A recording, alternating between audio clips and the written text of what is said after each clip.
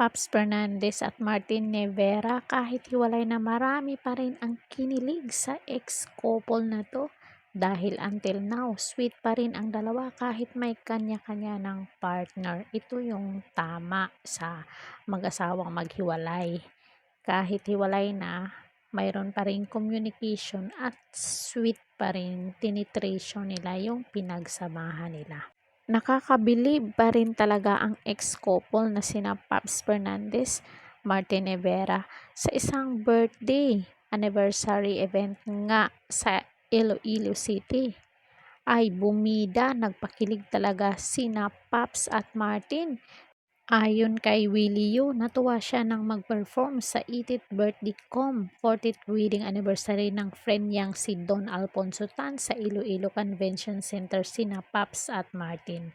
Nagmistulang concert daw ang event na iyon dahil kina Paps at Martin, sabi nga ni Willie, talagang sina Paps at Martin pa rin ang concert queen and king respectively. So, magagaling po talaga silang singer. They are so good, sabi ni Willie. At syempre, puring-puri rin sina Paps at Martin dahil sa kabaitan nila. Lahat daw ng mga nagpa-picture ay pinagbibigyan ng dating mag-asawa. Sobrang babait nila. At talaga namang walang makakapantay sa bigating OPM icon na sina Paps Fernandez at Martin Nevera. So, anong say nyo dito mga marites? Isulat nyo na dyan sa baba kung ano ang naging komento nyo dito sa mag-asawang until now magkaibigan pa rin. Wala akong ibang masabi. Sana yung mga naghihiwalay ay ganito ang samahan nila. Katulad kay Paps at Martin.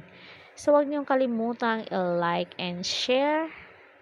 At kung bago pa lang kayo dito sa akin channel, please hit the notification bell para ma-update kayo sa ating mga latest dito sa showbiz.